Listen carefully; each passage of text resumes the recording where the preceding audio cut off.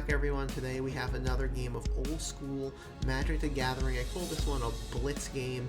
Some quick plays, creatures, berserks, and attacks, and it's an exciting one for us to watch. If you'd like to skip right to the game, there's a timestamp in the description below to get right into the action. I want to first say that today's game was played with the Northern Paladins. There's a link in the description for more information. It's a really solid group of players. I've had fun with everyone I've met in it, and they have an active Discord channel where they meet. If you're looking to play old school, get into old school, play with some proxy cards before you buy the cards, it's just a phenomenal group of players, and that's where this match today was played. Let's jump into the deck techs. And so the first deck I call this, it's a black-red Berserk deck. As you can see here, it's got Juggernauts, Juzam Djin, Shivan Dragon, and even a not often seen Fire Elemental. And looking at this deck, you see it's going to play out creatures. It's got a great mana base to do that. All the Moxes, a Soul Ring, Black Lotus, 4 Dark Rituals, and then those 4 Berserks there. So play out a Juggernaut, Berserk it to make it a 10-5 with Trample, and win the game. I really like seeing Avoid Fate here. This is a card that when I was first playing old school and getting into green was one I always ran, so it allows you to effectively protect your creatures, counter a Swords to Plowshare or a Lightning Bolt that is targeting a permanent that you control. I also want to point out some really important sideboard cards here that we may see in the video. So Artifact Blast, a 1-red instant from Antiquities, which just counters an artifact being cast. Love to see that in the sideboard. And of course Shatter. Those will both be very strong cards against the robots or the artifact deck. Speaking of robots, let's take a quick look at that deck tech, and we've seen this in a couple of videos now, so I don't want to go over every card, but you want to play out things like Triskelion, Juggernauts, Tetravises, some of your big artifact creatures, and you have cards like Icy Manipulator, which are really strong to stopping or tapping your opponent's creatures, or any card, but especially creatures in a creature-heavy deck. Things like Transmute Artifact to swap out whatever you need, any artifact on the board with one that's in your deck that you like to play with. Abysses can be very strong in this matchup if your opponent doesn't have ways to remove enchantments or doesn't have artifact creatures. Abyss can really stifle and oppress them pretty quickly. And finally, when you're looking at robots decks, you always run 4-copy artifacts. Very, very versatile to help you copy your creatures, copy mana sources, or whatnot. So let's dig into the game here. This video will be me and Brandon doing commentary on a game I played with the Northern Paladins. Okay. All right, we'll start the video. Welcome, by the way, to the cafe this time. We've got a background going. Hey, look at that. The background cafe. Background cafe. The Magic Cafe, the Lotus Cafe. The Lotus Cafe. So the red mat there had to mulligan. That's still going to be the robot deck. The top deck is the Juzam Djin Berserk deck. So he's going to want to win quick. Now again, that's the issue. Usually the robots are a little slow to start, especially in the Paladin format where you only run 1 workshop. Yeah. I don't know. What do you feel about the 1 workshop rule? I feel like having a whole play set of workshops is pretty powerful. Maybe too powerful. Yeah, I don't know. I think, again, for the Paladins, which is trying to have as much fun, and with old school, I get banning Library Alexandria, Mind Twist, and putting 1 Maze of It. Some of the things I get, I guess, why the community decided that. But the workshop, it's are really that many people running robots? Or it's really powerful to have 4. Yeah. Because then you probably have one in the early game every time. Well, you've already got 3 mana, an orb. He put out he's got a Soul Ring out that he's going to immediately crack. It's going to take a damage from the City of Brass, and boom, there comes an early Juzam. Wow, that's pretty cool. Yeah. So yeah, you're right. The red mat here playing very quick, but Juzam moves quick. He comes out just at like 4 to cast. Yeah, just like that. Now you do have a an orb So I'm activating the orb. And well, what did you flip on? The Djinn? The Djinn, yeah. I mean, he discarded it immediately on declaration, but I still okay, just assuming I would hit, I guess was. I mean, that's an assumption that you shouldn't make when it comes to I mean, flipping. personally, I flip a high rate, but you are right. We have seen We've seen some failures in the flipping category. And I actually recently recently, I'm going to counter the Juggernaut. Yeah, sure. Keep the board clean. Well, he's going to regrowth. What's he regrowthing? The Juggernaut? Probably you take the Djinn, right? I mean, it's more spicy. I don't know. Maybe the Juggernaut. What do you, the Juggernaut or the Djinn? I guess I would take the Djinn. Yeah, I guess so. Yeah. And then there goes the workshop. The one and only workshop the one we have in in the the deck. deck. That's a huge pull. And then immediately a trike comes out. Yeah. So now you've kind of got things going on here. But we know he's got a Djinn in hand, and it's going to come out. Yeah, and it's coming right back. And again, this actually overpowers the Triskelion's not used to this. No. It's a 5/5. So this is just, again, these are the games where it's just high adrenaline, just playing out the creatures, just... Good game. Yeah.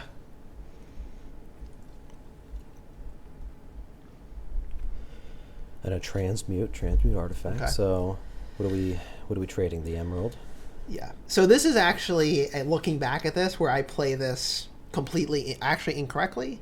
It's a misplay that's about to happen, but neither of us at the time knew that or caught it. So you have to play the difference of the cost. So the Mox costs 0 to cast. Mox costs 0, so you got to pay the full cost of the full card cost. that you're getting. Now here's the thing: Mishra's Workshop only counts for casting artifacts, and this does not count as a casting cost. Yeah, this is the thing where you play Magic for so many years, and these edge cases, cases come up where that is the cost of paying transmute artifact, and thus you can't use the workshop for 3. You only would tap for So you got a bit of you got away with something there. Yeah, and again, I will say I looked up the rule after the match. I didn't purposely do that, but neither of us knew or called it out. So this is a fraudulent game. Yeah, this whole game is now illegitimate. Yeah. And of course, it was to play out a Clockwork Avian, my favorite card. I know. Yeah. What a useless. I got rid of a Mox. I was like, get rid of this Mox trash. Let's get Clockwork Avian on the board. For a big dumb bird. Yeah. So Juzam Djin is going to declare attacker, which is ballsy, we say. Well, I mean, I don't know. Well, the move here would be the block with Clockwork Avian and then ping hit for him 1. for 1, yeah. Yeah. So that's why I was like, oh, well, I'm just going to do that, but that seemed a little suspicious. Like you might have a Berserk. He might, right? So, but I don't know. You weren't aware that he had Berserk. No, I didn't know his deck when I was playing. Oh, and there it is. Oh, he's going to fork the Berserk. So that's what, 15? No, that's coming in for 20, right? Because the 20. Berserk, well, the first Berserk makes it from a 5/5 to a 10/10. 10/10. And the second makes it a 20/20. So if I had not declared attackers, I would have lost. Wow, that's rough, huh? I gotta say, like, Fork is my favorite card. Like, Fork and Wheel of Fortune, I gotta say. I love Fork. I think Fork is so cool. So cool. So, like, that, I have never seen someone fork a Berserk. Really? I've never seen that. When? I think you've forked a Berserk. Well, I've forked a Berserk. Maybe. It was a while ago, though. Yeah. We used to just think of all the things like what can you fork? Fork. It's usually Ancestral Recall, Demonic Tutor, like... Yeah, being able to Lightning fork Bolt. someone else's Demonic Tutor or forking someone's counter spell. Yeah. Another really cool use of a fork. Icy Manipulator really strong against like a creature deck, what he's trying to run here, because you're just going to icy him every time. And then a recall, so it's got 3 draw. Yeah, and with the workshop out, you're playing at another level. You're like, I could just cast anything, Yeah. Because the Trike's 6, the Tetravis is 6. Yeah. So I mean that one workshop covers half the mana cost for those cards.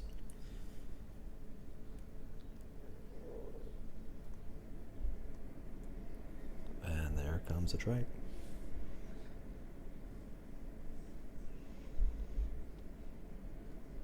And that's gonna be a scoop. Well, that's it. I mean, a double trike. Yeah, again, that's just the robots just hang in out. Yeah, they hang in there again. Almost one on a forked berserk on a Juzam Djin. Like what an old school. I think that's what he's really trying to do, and especially if you don't see it coming. Yeah. That's like, whoa, you just total blitz. Mm-hmm. It's like, what happened? I just lost. Yeah, you could lose just like that. We move to game 2. All right. Wow.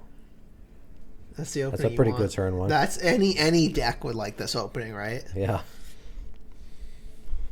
Man. Mox Island. No Lotus. Yeah, that puts a lot. No Kind Lotus. of weak. Why don't you just scoop? Just scoop. Just scoop right there. Always going to copy the Mox Pearl. No, and this is going to be another misplay. So I'm actually targeting his Black Lotus. Because you could copy any artifact on the board. Okay. And so I asked him, I was like, I want to copy it. So he's going to respond to crack the Lotus. He cracks it, and then it fizzles. Right, well, yeah, technically when it enters the battlefield, I would get to pick a different target. I would be able to pick a Mox. Oh, okay. But I had asked if I could target. Yeah, it was just a misplay, but he cracks it. He bolts me, and then he takes 2 mana burn. Huh. Okay, interesting. Yeah. And he's going to throw out a Jet. He's going to throw out a Bayou. I would love to. Robots, as every turn, would love to drop a workshop. Yeah. Yeah, if you have 4 of them in your deck, there's a good chance. You know. Yes, yeah. Game, but with So one, I guess I can't say how Paladins would play with 4. I can't really. I guess this deck would just be a dominant deck. It might be very dominating, but you have an Icy. Also, because there's only 1 strip mine allowed, so. Right, that's the other thing. But I mean, it would still be susceptible to Blood Moon. Oh, that stupid bird. Dumb big bird. This is a great art. You gotta run this if you're running robots. It's a flyer. Sick of seeing that dumb bird. And there's only there's only 1 in the deck, and in every game I keep pulling it. This is what happens. And when I remember again when I used to play goblins, I would have 1 Wheel of Fortune in the deck and never pull it. Yeah. And then you play this game, you play this deck, you just get your 1 of every time. Yeah. Every time the bird comes out. Anyway, but a tome, the bird, the Mox, like developing pretty strong, and here comes a regrowth. What's he gonna? And he's gonna regrowth the bolt. No, he regrowth the bolt and bolts the bird. Good. Even he was like, ugh. Get this thing off the board. Bird out of here. I mean, both players have mana now to. I have 5, but he's got a lot to play out. His Juggernauts to play out his big creatures, so it's probably what he's looking for on a top deck. Yeah, he kind of cleared the path, got rid of that big bird, and now he wants to throw something out there to try and start hitting you for something. Yeah. Okay, just gonna go ahead and book. Actually, don't. Yeah, we'll see. I don't remember how this one ends. Certainly an orb. If he plays out a Juggernaut, I'm just gonna orb it. Like. Yeah. I mean, you could icy it, no?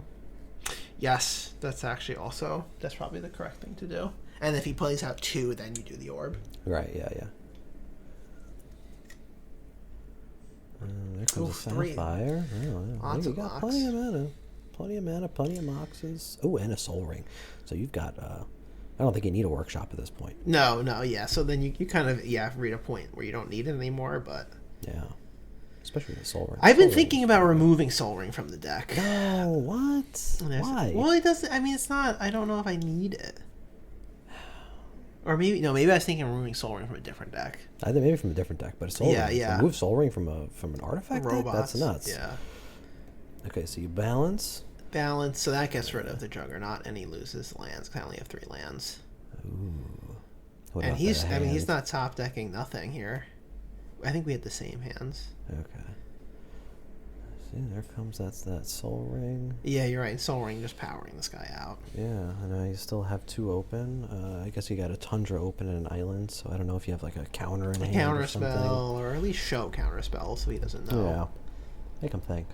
And top decks of Badlands.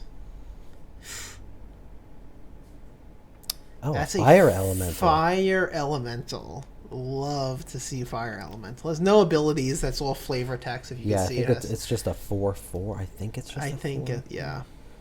I don't know if that's like a beta or an alpha. Which again can block. I mean, I can't attack with Trike now. So.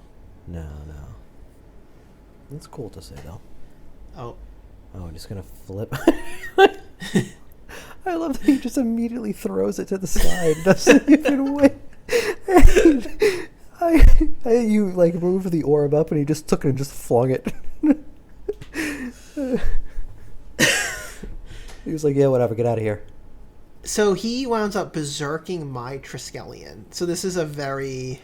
Okay, so he went to, and you're doing stuff, and he's like, "Yeah, I'm done." Yeah. Oh, so yeah. So he brought, I mean, Artifact Blast, he didn't draw it, but it was in his deck. So I attacked with the 4/4 Trike. He berserks it. So it's going to do 8 damage to him. At end of turn, ping for 3, and then before the Trike dies. Oh, So, I okay. guess he wasn't thinking about the getting pinged for 3. Right, so it's 11 damage, and then I played a second Trike. Yeah. So, I mean, that was just an action. That was like an action movie. It was an action movie. It was a Stallone action movie. That was, it was Jason good. Statham. Like, yeah, that was just... That was really good. A lot of back and forth. Yeah, but that time robots, they hold up. They've been doing very well recently, so very versatile. I would expect them to. So good to see him.